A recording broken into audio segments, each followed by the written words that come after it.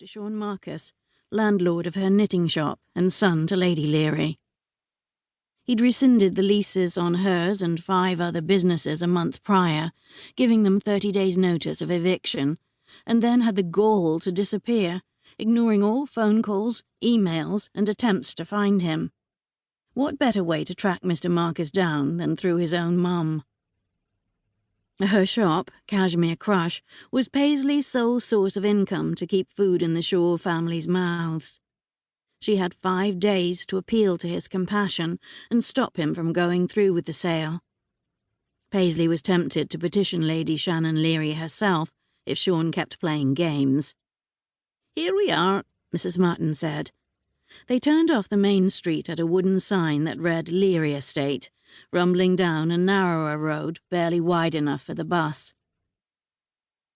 The tyres skidded on the packed dirt until the long vehicle slid into the strip of brownish-green grass to Paislee's right and a drop-off of about 5 feet to a rocky stream. She swallowed her alarm as the driver righted the bus. The kids cheered like they were on a roller coaster. She peered back at her son to give him a warning to behave. Brody's auburn hair made him easy to spot in the back of the bus, though he and Edwin appeared to be arguing. Brody's cheeks were flushed, his head bent toward Edwin's. "That fence seems ready to drop at the next brisk wind," Hamish observed. To her left was an emerald expanse of lawn, corralled with faded wood slats, running horizontally between slightly listing posts. With a minimum of effort, both horse and deer could jump it, or knock it over. By contrast, the 2 10-foot-tall stone columns on either side of the narrow road meant business, although the wrought-iron gate was open.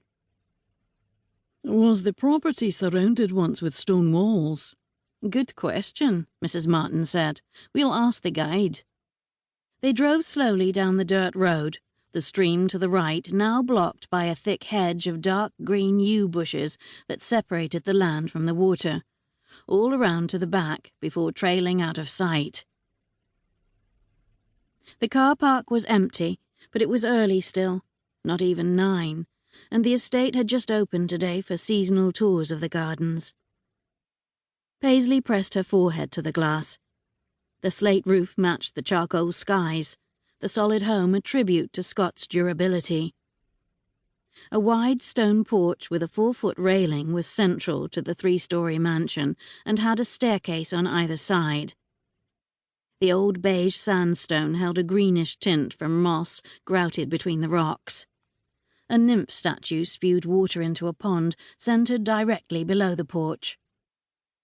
She knew from past tours that the building had been erected in the 1800s, with stone quarried from the nearby stream.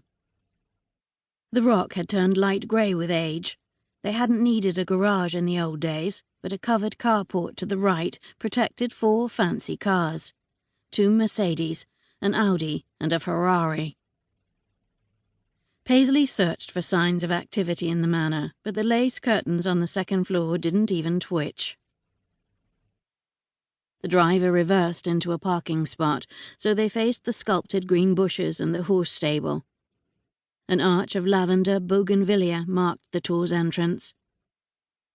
The volume from the kids' clapping and whistling grew louder now that the bus had stopped. Paislee returned her attention to Brody. He and Edwin were all smiles again. Headmaster McCall stood up and faced the kids, meeting each child's eye. "We've gone over the rules for the day. I expect good behaviour. Mind your manners, listen to the chaperones, and stay together." A little girl with braces asked, "Can we bring our backpacks?" "No, Kira. Backpacks and lunches will stay on the bus." The headmaster spoke patiently, even though this was the 10th time he'd addressed the lunch issue. "Yes, Brad?" "Can we go straight to the maze?" "We're going to follow the tour guide." The headmaster paused to let that sink in. "We'll have a quiz afterward with prizes on what flowers we've seen." The driver opened the bus door with a whoosh, and Paislee filed out after Mrs. Martin, tucking her thick cardigan sweater around her waist at the chill in the air. The scent of roses drifted from the gardens.